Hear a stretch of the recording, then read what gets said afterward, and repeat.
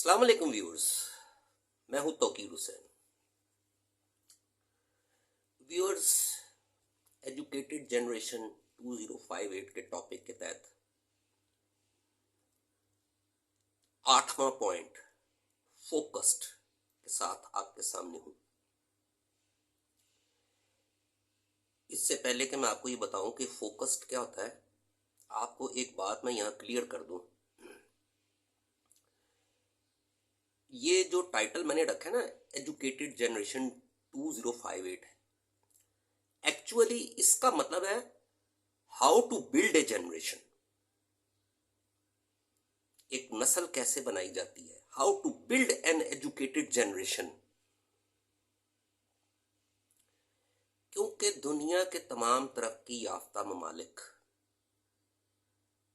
ठीक है कि नहीं, जिनके पीछे पीछे हम भागते हैं, जिनसे वीजा लेने के लिए रात के 2-2 बजे उनकी एम्बसीज के बाहर ईंटें रख के बैठे होते हैं अपनी बारी की, ऐसे ही नहीं बन गई। जापान के ऊपर 2 एटम बॉम्ब्स गिरे थे, सब कुछ तबाह हो गया था। आज वो G8 के कंट्रीज में शामिल होते हैं, ग्रेट 8 कंट्रीज में,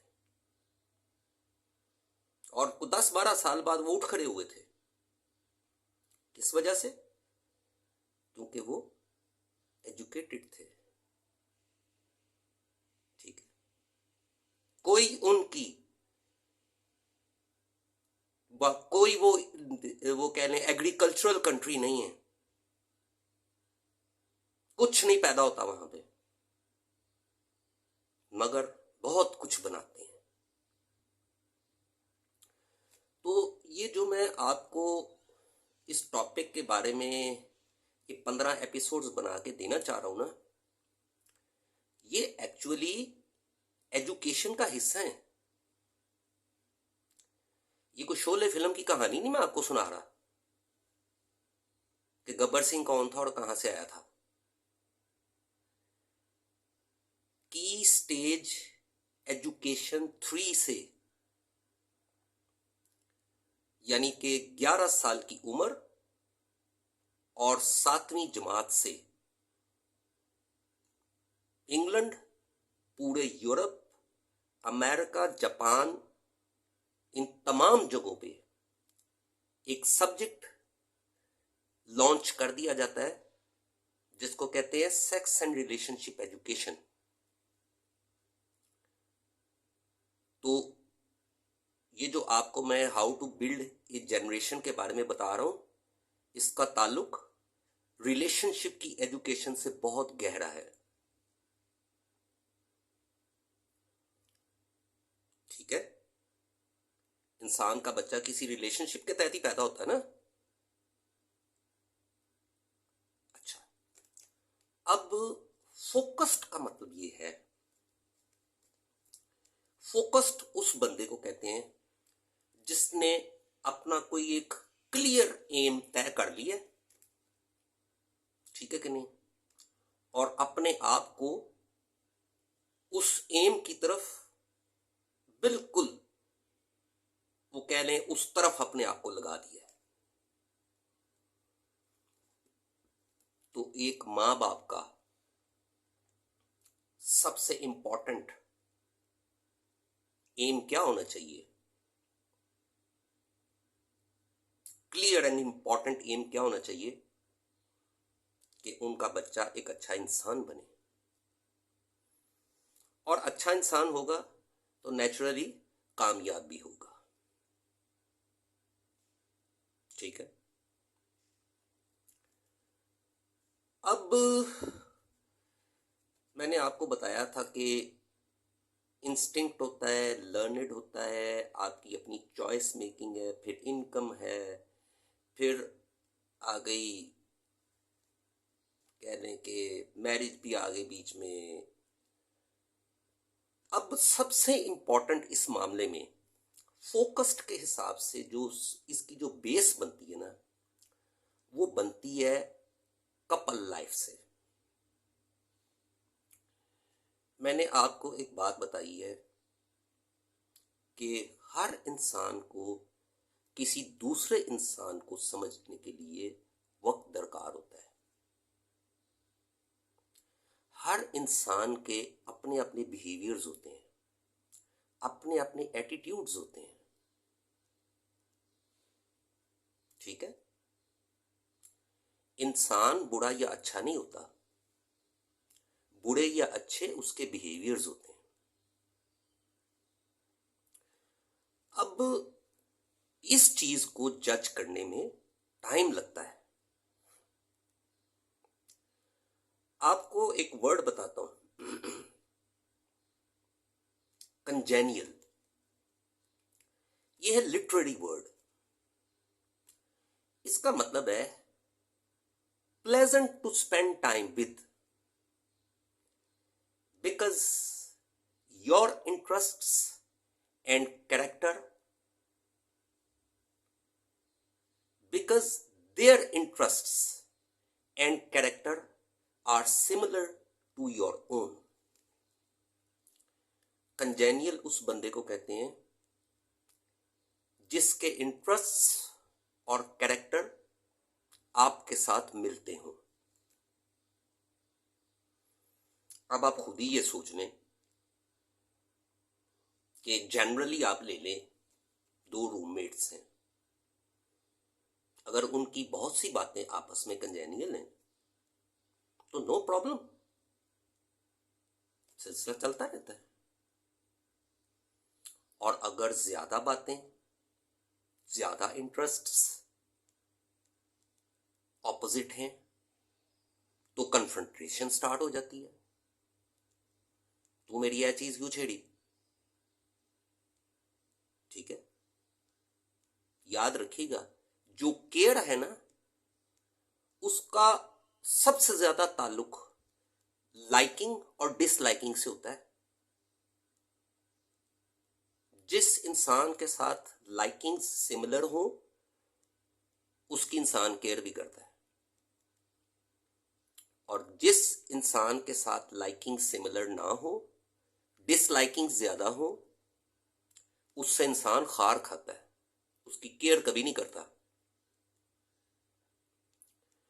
अब इस चीज को चेक करने के लिए कि लाइकिंग्स, इंटरेस्ट्स आपस में सिमिलर हैं कि नहीं हैं, ये टाइम मांगता है। ये एकदम खुल के सामने नहीं सारी बात आ जाती है। तो उसमें एक कपल को एक दूसरे को टाइम देना चाहिए, एक दूसरे को अंडरस्टैंड करने में टाइम लगता है, और फिर वो थोड़ी बहुत इंसान अपने अंदर चेंज भी ले आता है, अगर नियत हो तो। ठीक है, इसकी मैं आपको, क्योंकि ये जो कंजेनियल होना है ना, रिलेशनशिप एजुकेशन के तहत इसका सबसे ज्यादा ताल्लुक प्री स्कूल एजुकेशन से है। जो पहले 5 साल की एजुकेशन होती है बच्चे की, जो प्री स्कूल एजुकेशन जिसको कहते हैं, जो उसकी सबसे ज्यादा माँ और उसके बाप के साथ उसकी तरबियत होती है, उसको प्री स्कूल एजुकेशन कहते हैं। अब आप ये देखें कि जो एक छोटा बच्चा होता है ना, वो तो इंस्टिंक्टिव होता है ना। 1 साल का, 2 साल का, 3 साल का, 4 साल का, 5 साल का, वो तो कहीं से थॉट और ट्रेनिंग नहीं ना लेके आया होता, वो तो इंस्टिंक्टिव होता है। अब इसमें एक पॉइंट आप नोट कर लीजिए कि जो स्टडी है ना, वो ये कहती है कि बाय बर्थ जो इंसान है ना, जो इंस्टिंक्टिव होता है, उसमें मैक्सिमम जो इंस्टिंक्ट्स होते हैं ना, वो मैटरनल होते हैं, उसकी माँ के। यानी जो माँ के इंस्टिंक्ट्स हैं वो बच्चे में मैक्सिमम होते हैं, बाप के बहुत कम होते हैं। इसका मतलब ये हो गया कि बच्चे का बिहेवियर और एटीट्यूड, जो कि नेचुरल बिहेवियर और एटीट्यूड है, वो काफी हद तक मां से मिलता जुलता है। अब आप ये देखिए अगली बात, छोटे बच्चे, हम समझते हैं कि छोटे बच्चे बिल्कुल उनका दिमाग तो कोई नहीं चलता, कुछ नहीं। सबसे ज्यादा इंसान ऑब्जर्वेंट होता है अपने चाइल्डहुड में। ऑब्जर्वेंट का मतलब आप समझते हैं ना, जायजा लेने वाला। और सबसे ज्यादा असर इंसान अपनी जिंदगी में चाइल्डहुड में लेता है, इन्वायरमेंट का, माहौल का। अब आप देखें, एक बच्चा जो है वो आए दिन देख रहा है कि दो बंदों के दरमियान लड़ाई हो रही है, गाली गलोच हो रहा है, हाथापाई हो रही है, कल भी हुई थी, आज भी होगी, कल भी होगी। उसके दिमाग में बैठ जाता है डर, खौफ कि कल फिर लड़ाई होगी। अच्छा, उसमें वो कोई डिसीजन मेकिंग तो करता है ना, तो वो डिसीजन मेकिंग में वो क्या करता है कि उसकी जो सिंपथीज है ना, वो टिल्ट कर जाती हैं मदर की तरफ। उसके इंस्टिंक्ट्स मटर्नल होने की वजह से। गलती चाहे मां की ही हो, मगर इंस्टिंक्टिवली बच्चा फेवर करेगा मां की, उस वक्त खास तौर पे। और अगर उसको साथ ये फीडअप दे दिया जाए, अबू तो बड़े गंदे हैं, फलाना फलाना, ठीक है ना, तो वो और पॉइजनिंग बढ़ती जाती है। अब आप ये देखें कि उस वक्त तो बच्चे के दिमाग में ये पिक्चर बैठ गई। अब वो जिंदगी के 50वें 55वें साल में स्टडी करे, उसके दिमाग में इतनी इंफॉर्मेशन आए, ठीक है कि नहीं, कि उसको इस चीज का अंदाजा हो कि रिलेशनशिप में क्या क्या और किस किस के फॉल्ट्स होते हैं। वो फिर बात बहुत आगे तक निकल गई होती है, उस वक्त बहुत वक्त गुजर गया होता है। तो ये जो बच्चे के पहले 5 साल हैं, उनके लिए एक इंतहाई कंजेनियल, प्लेजेंट और खुशगवार माहौल की जरूरत है, क्योंकि इसी में उसकी कॉन्फिडेंस बिल्डिंग होती है। और कॉन्फिडेंस वो चीज है जो बिल्डअप हो जाए तो नो प्रॉब्लम, और अगर शेक कर जाए तो प्रॉब्लम्स ही प्रॉब्लम्स। अब व्यूअर्स, इसके लिए स्टडी ये कह रही है कि जब आप रिलेशनशिप कायम करें, देखें दुनिया में हर कोई एरिस्टोटल नहीं है और हर कोई बिल गेट्स नहीं है, ठीक है ना। दुनिया भरी पड़ी है मुख्तलिफ लोगों से, मगर हर इंसान के पास इस बात की ऑप्शन मौजूद होती है। वो उसको एक्सरसाइज करता है या नहीं करता, ये उसका मामला है, मगर उसके सामने ये ऑप्शन जरूर होती है कि वो हकीकत पसंदी से अपने इंटरेस्ट को, अपनी पर्सनैलिटी को और अपने हर तरह के स्टेटस को हकीकत पसंदी से देखते हुए अपने लिए सेम कंजेनियल पार्टनर ढूंढे, क्योंकि इसमें सक्सेस के चांसेस ज्यादा है।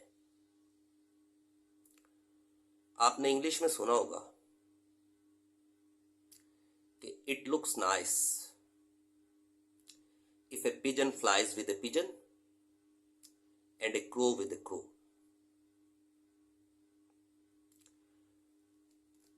अब मैंने आपको ये जो बात की है ना, ये मैंने बताई है, crow with A crow and pigeon with A pigeon, ये मैंने अपीयरेंस के नुक्ता नगाह से नहीं बात की। मैंने आपको कि कौवा चूके काला होता है तो उसके साथ सफेद पिजन नहीं होना चाहिए, मैंने इस पॉइंट से बात नहीं की। मैंने ऐसे ऐसे कपल देखे हैं जिन्हें आप पर्सनैलिटी वाइज मिसमैच्ड कह सकते हैं। खूबसूरत इन 6 फुट का मर्द और उसके साथ लीस्ट पर्सनैलिटी वाली औरत, और इंतहाई खूबसूरत औरत और उसके साथ लीस्ट पर्सनैलिटी वाला मर्द, मगर वो कंजेनियल है। ठीक है, चल रहे हैं बेहतरीन। और जब इंसान कंजेनियल है, ठीक है, तो फिर पीस ऑफ माइंड है, और जब पीस ऑफ माइंड है तो फिर दोनों का फोकस म्यूचुअल होगा। और जिस बच्चे के पेरेंट्स कंजेनियल हों, उनका म्यूचुअल फोकस बच्चे को हासिल हो, तो उस बच्चे से खुशनसीब इंसान और कौन हो सकता है। मगर मैं ये फिर आपको कह रहा हूं कि रिलेशनशिप बिल्ड करने में या बनाने में लालच से मत काम लें।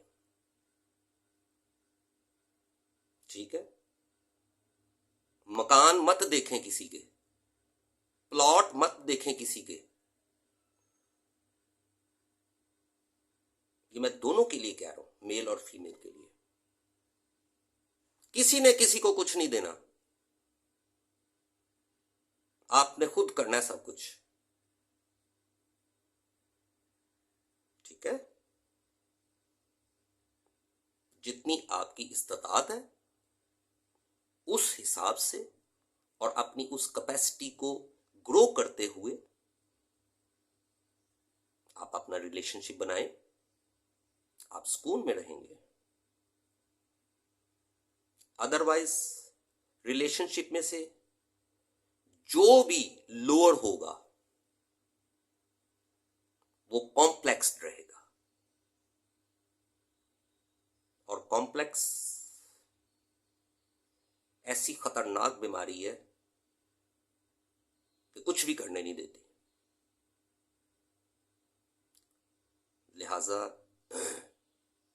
ये आप ये देख लें, सारी चीजें आपस में इंटरलिंक्ड है, सब चीजें आपस में इंटरलिंक्ड है, क्योंकि मामलात ने आगे का आगे ही जाना है। जैसी आप पहली ईंट रखेंगे वैसी ही उसके ऊपर दूसरी ईंट टिकेगी, जैसी पहली 2 ईंटें होंगी तीसरी भी उसके ऊपर वैसी टिकेगी।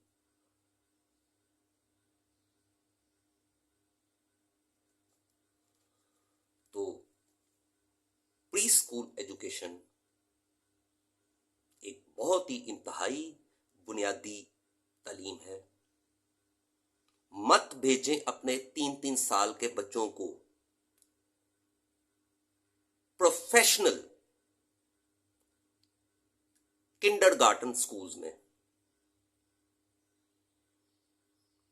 वो सिर्फ आपसे पैसे ले रहे हैं, कुछ तवज्जो नहीं दे रहे।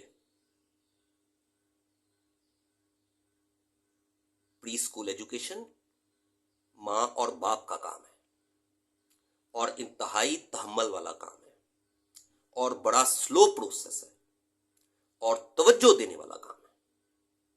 तो खुदा का खौफ करें, 3 साल के बच्चे को आप पाबंदी वाले माहौल में भेज देते हैं। हाँ,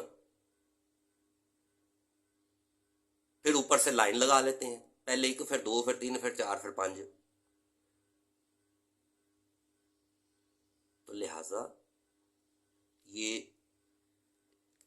फोकस के लिए ये पहले तमाम चीजें जरूरी हैं, और ये बड़ा तहम्मुल और ठंडे कैले मजाज का काम है बच्चे पे फोकस करना, उसको बर्दाश्त करना, क्योंकि बच्चा तो बच्चा है, उसने तंग भी करना है, उसने गलतियां भी करनी है।